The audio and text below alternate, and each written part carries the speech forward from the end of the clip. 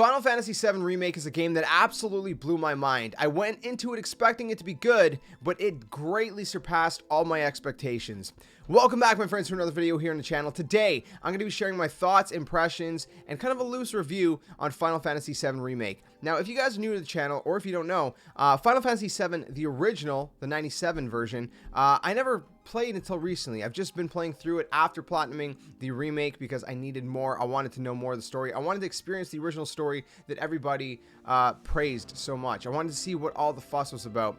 And while I haven't quite beaten it yet, I'm far enough in the story I've left Midgar hours ago where I feel like I can kind of give a little bit of a comparison on my experience between the remake and, of course, the original game, especially since the remake only covers the Midgar section. I feel like, you know, that one section, the first 4 to 5 hours of the original is what really matters most. Now I'm going to get a little bit more into my thoughts on Final Fantasy VII, the original, in another video once I beat it, but I will share some of my thoughts and how it kind of compares in this video. I also feel like because I don't have that nostalgic factor playing into it, I have a little bit more of an unbiased opinion, because again, I don't have nostalgia kind of factoring into it, which, you know, if I'd played it back in 1997, back in the day, I feel like that would be a huge factor, and it might slightly, you know, give me a little bit of a bias. So I feel like for that reason, it's kind of a little bit better of a comparison in that sense. Now, I am sort of new to the Final Fantasy VII series in a way, or sorry, not just 7, but the Final Fantasy series, period.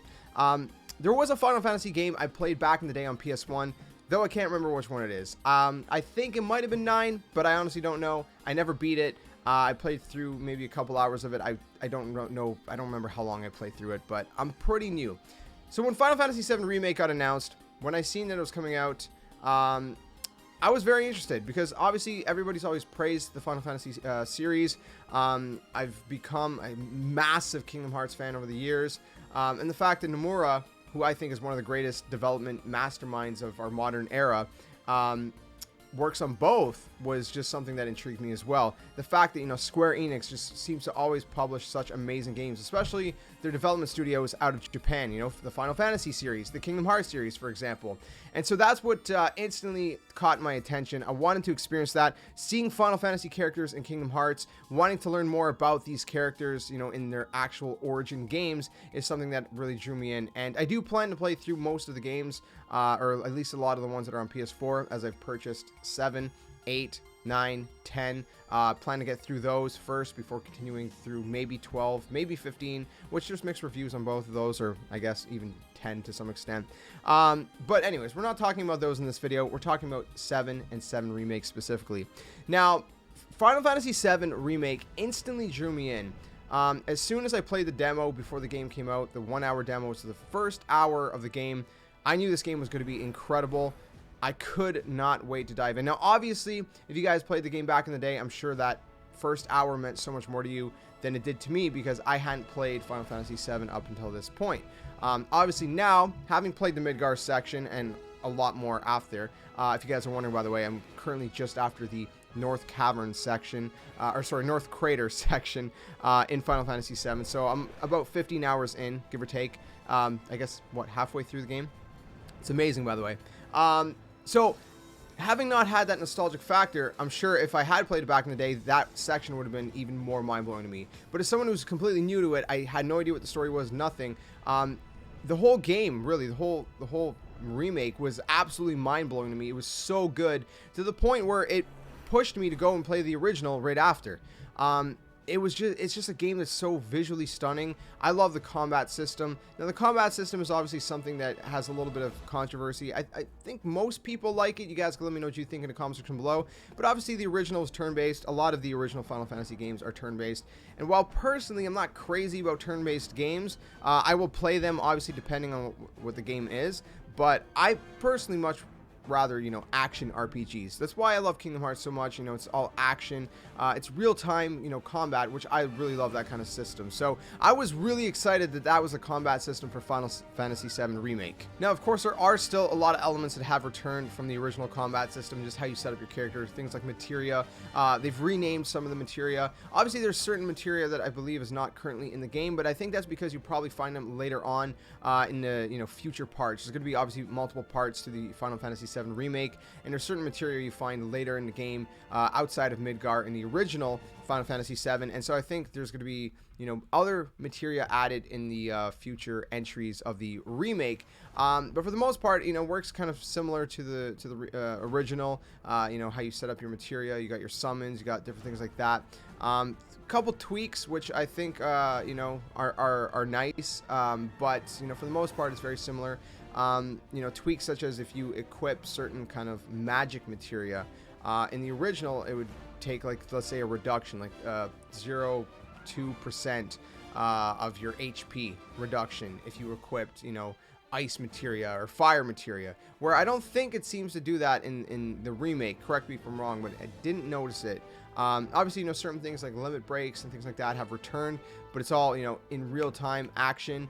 Now, summons and things like that, they actually fight alongside you for a set period of time. You can use their abilities by filling up your ATB gauge, which obviously ATB gauges are new to this entry as well as far as the combat system goes, which all these things are welcome additions in my opinion.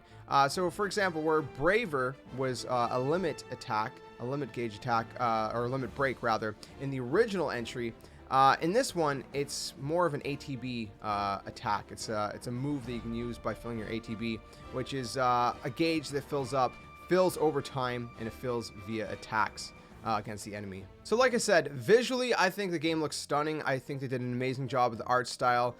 Everything looks really, really good. I love how they've, you know, brought this world to life in the way they did. You know, it feels more, especially as someone who just recently played or started playing through Final Fantasy VII the original for the first time and has, you know, beaten the Midgar section. Just the way they brought Midgar to life is absolutely insane. The soundtrack, you know, I've heard a lot of the music from the original at this point of recording this video, and you know, just seeing how they've, you know, updated the soundtrack, but yet it feels very similar to the original. It's one of those things where I'm playing the original and I'm like, oh, I know this piece of music, and it almost sounds identical, but at the same time, if you were to compare them, they're definitely not identical because, you know, they've been updated, they've been modernized, if you will. They sound, you know, a whole lot better in the remake, but your mind feels like it's the same thing. So they've done a really good job at capturing the soundtrack from the original while, you know, giving it new life for a new era and a new generation of gaming, if you will. So the soundtrack, absolutely insane. I love it. You know, the art style, the visuals, I love it. But I want to talk about character development as well, because I feel like, especially after recently playing the Midgar section of the original Final Fantasy VII for the first time, if I haven't mentioned that 100 times now, I feel like the character development was so much more well done in the Final Fantasy VII Remake. And the reason for that is because they've added so much more. So Midgar in the original game is about 4 to 5 hours. 4 to 5 hours, you're leaving Midgar. In the remake, part 1, this is part 1. If you guys don't know, there are going to be multiple parts. We're going to talk about that in a second. Part 1 of the remake is just Midgar. And just to give you guys a little bit of an idea of how much stuff they really added to the remake, for example, Midgar, like I said, is 4 to 5 hours to beat in the original game. But if you were to beat just the main story of the original game, it would take you about maybe around 35 to 40 hours, give or take, without doing side stuff. If you were to, you know, do the same thing with the Final Fantasy VII Remake, it would also take you about 35 to 40 hours, which is insane. So you're playing just the Midgar section for the same amount of time that just the base story would have taken you in the original game. Now, completionists, obviously, you know, the original game could be 80 to 100 hours, give or take. To platinum the trophy on the remake took me about 80 hours. Completionists that have 100% of the game, I heard, took about 100 hours. You don't have to 100% the game to get the platinum trophy, by the way. There's things like manuscripts you can get, and SP, which is kind of things that, you know, don't require, you know, obtaining for trophies. So that's absolutely insane. So they've added a lot of content. I mean, some people were concerned that this was not going to be, you know, it's gonna kind of feel like a super short game. It's not going to feel like an entire game, because of the fact that it's just Midgar, and people knew that the original was only 5 hours for Midgar, but they've added so much. Now, is it just kind of filler to kind of, you know, stretch it out? I don't think so. I think everything that they've added really feels substantial. It kind of helps with the character development. It helps you kind of, you know, relate to these characters and kind of grow a connection to these characters a whole lot more. When I played the Midgar section of the original, I felt like I didn't really have a lot of time to really connect with characters like Jesse or Wedge or Biggs or any of those characters who don't go with you, outside of Midgar. Now, I'm trying not to spoil it yet. I will have spoilers soon. I'll warn you when I get into the spoilers. But those characters, they don't come with you outside of Midgar. And so I didn't really have a lot of time to kind of, grow that much of a connection with them in the original game. Whereas in the remake, there's so much more. For example, Chapter 4 is spent with Jesse, Biggs, and Wedge. So, the fact that you're spending all this time with them in that one chapter, and you're going on this mission with them, which wasn't in the original game, I feel like that helps kind of add to the story. And you get a lot of backstory on Jesse, especially in that chapter, which I feel like really adds to, being able to connect with these characters on a deeper level. And so, it just adds a lot more depth. It adds a lot more of a connection with these characters, which I think is really, really crucial to, really drawing you in and keeping you engaged. Now, obviously, the original game did an amazing job of keeping you engaged. Like I said, I'm like probably halfway through the game and I'm glued to it. I'm like, whoa, this is crazy. But like I said, as far as the Midgar section goes, I don't feel like I really connected with those three characters especially that much. And so I like that they're taking their time to kind of get you through all these things, and they're adding so much more. And it, to me, doesn't just feel like filler. It feels like all stuff that really kind of helps you connect to the world. And, all the side missions that they've added in Midgar, all these side missions really help to kind of connect to the people of Midgar a whole lot more. And so, when things go wrong with Shinra, which again, I'm not going to spoil it too much at this point, but you kind of feel more for these characters, because as you're walking through the slums, all these sectors, sector 5, 6, 7, as you're walking through Midgar throughout the game, you're hearing all this dialogue from all these NPCs. And, you're kind of seeing how they live their normal life. And so when things go bad, you have more of a connection even to them, even though you didn't have a direct interaction with them necessarily. It's crazy. They did a really fantastic job. I think, even the stuff, like I said, the side missions just kind of add so much more depth and, the ability to connect with these characters. And that gets me excited to see where they're going to go with the future. But we're going to jump into that in a second. Now, I think this is kind of the point where we're going to get more into spoilers. So if you guys haven't beaten the game, click off the video, because I'm going to definitely be, talking about the end game a lot at this point, because I want to talk about some of the changes, such as the whispers, which I'm going to kind of spoil some key plot points. So here we go. You've been warned. Now, some of the new things and changes are things like the whispers. Now, the whispers are basically like these kind of, I guess, I don't know what you would call them. I guess like phantoms, not phantoms in the same sense, because there are phantom enemies, but some kind of like ghost-like creatures, which again are ghost enemies, but it's not the same. It's kind of hard to explain. If you've seen them, you've seen them. Now these whispers are not in the original game, and apparently the whole thing about them in this game, what it seems to be, is that they're trying to keep the course and the fate of Destiny, with a capital D, by the way, on track. So what it seems to be is that anytime the remake seems to try to deviate off the path of the original, it seems these whispers jump in and they try to keep things, going forward and in the way they should. For example, this is a big spoiler. There's one point in near the end of the game where Barrett gets stabbed. And I didn't know that didn't happen in the original, because at the time I hadn't played the original. But it doesn't happen in the original. And what happens is, actually there was a whisper, I guess, that had kind of like went inside Barrett or something and kind of like, I guess, taken the blow. And so Barrett didn't actually get a fatal wound. He didn't die because the whisper basically protected him. There's another time where Aerith was going to fall off a high ledge, and the whisper caught Aerith because it wasn't her time to die. Now, there's all these different things that are happening in the game that the whispers are, preventing. But the thing is by the time you get to the end of the game, you fight these three whispers that are, basically all these different colors, red, yellow, and blue. And one of them has a sword. He's more of a sword attacking. One of them is more of like a gun attack, and one of them is more of a melee attack. And they seem to represent Cloud, Tifa, and Barrett. But by the end of this section, which by the way was not in the original, you end up defeating these whispers, and that's pretty much that. So moving forward, does that allow Square to kind of deviate off, the main plot a little bit more, if you will? I don't know. That's one thing I'm very interested to see. There's also talks from Sephiroth, which he says something, I'm vaguely paraphrasing, but he says something about, changing something. People think that's a reference to Aerith's death.